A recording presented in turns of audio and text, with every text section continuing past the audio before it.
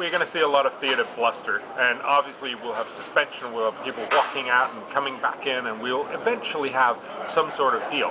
We'll have a very beautifully crafted document, and everybody will be throwing confetti and drinking champagne and say, we did it. But the real problem, I think, is much more in the aim of the negotiations, which are essentially to have these targets that we then don't meet. And we have tried this for 18 years. We tried this in Rio in 1992, and yet we didn't complete those promised carbon cuts. We tried even harder carbon cuts in 1997 in Kyoto, and we still didn't complete them. So to believe that we're suddenly going to do this in Copenhagen undermines the fundamental point, namely that as long as it's really costly to cut carbon emissions dramatically, it's not going to happen. What we need is smarter technology. And so given that, what's the best that you're hoping for out of an agreement out of Copenhagen? Well, I would like us to have a very different focus here in Copenhagen, because fundamentally, as long as everybody's focused on what kind of target, is it going to be 20 or 30%? Well, if we're going to fail on those targets anyway, it doesn't really matter all that much. We should be much more focused on how much are we going to actually put into research and development into green energy.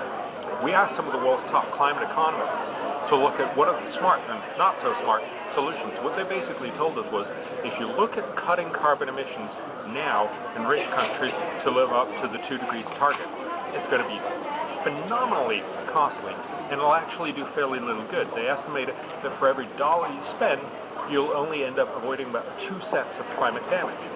Now, if you spend it at the other end, if you spend it on some of the best ways to deal with global warming, namely investing in research and development into green energy technology, for every dollar spent, you'll avoid about $11 of climate damage. So you'll do about 500 times more good.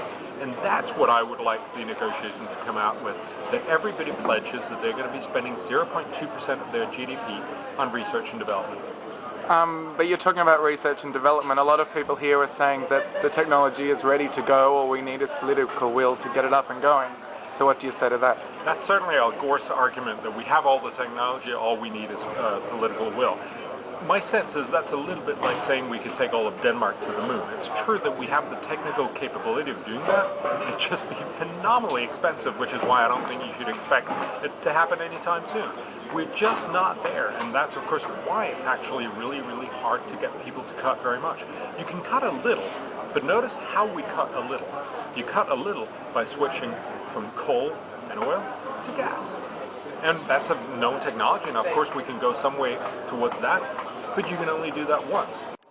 So we're having a big debate in the moment in Australia about emissions trading schemes and whether that's the best way to go about bringing our emissions down. What do you make of such schemes? Well, fundamentally, cap and trade or carbon tax or other ways to cut carbon emissions are different ways to achieve the same goal. Typically, we would tend to say that a carbon tax is economically the best way forward, simply because it's very easy, it's very clear, everybody can see it, and you don't actually have to have any sort of political fat involved. Whereas a carbon emission trading system, as we've had in Europe, very easily means that you start having big polluters cut out because you get political deals, or big organizations get a lot of the emission permits for free, which essentially means that the nation state forgoes the opportunity of raising revenue at the same time, and also creating a distortion between the ones that have strong lobbies and the ones who don't. The last way is simply to try to sort of micromanage the economy, which is probably somewhat harder to do, but potentially also has a great opportunity for doing something that's smart. It really depends, again, on whether you believe the politics are good at steering such a process. But some people would argue that your approach you're talking about is really letting politicians off the hook from having to do anything to tackle climate change. What would you say to that? Well, fundamentally, there's two things. I mean, it's not letting politicians off the hook. It's saying to politicians they should do something that's cheaper and much, much smarter. Now, if that means that they'll actually end up doing it, that'd be great. And of course, it will be much greater for the climate. But also, isn't it letting politicians off the hook when we're essentially saying, oh, please do the same thing as you've done for the last 18 years, make grand promises and then not keep them?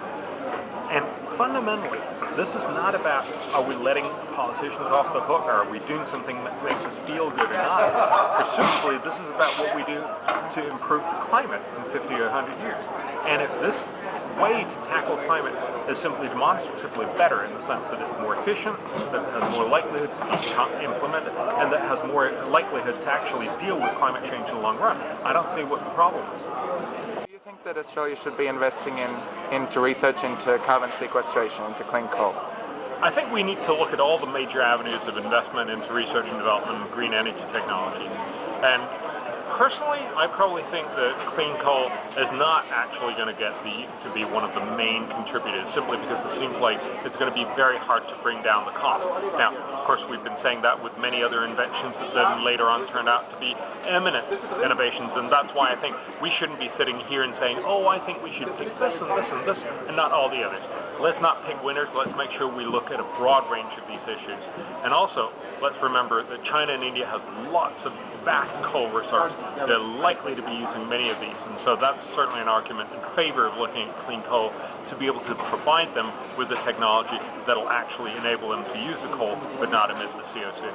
So why can't we put big investments into the technology and have an agreement as well that would have targets and bring emissions down? Why are they mutually exclusive?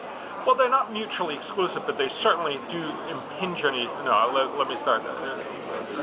They are mutually exclusive in the sense that if you spend a large sum of money on cutting carbon emissions, it means you buy the existing technology to cut back. That money is money that you can't put into research and development to get better technology for tomorrow. And likewise, if you put the money to better technology tomorrow, it means you can't cut down as much today. So there really is a trade-off, and I think we got to be honest about that.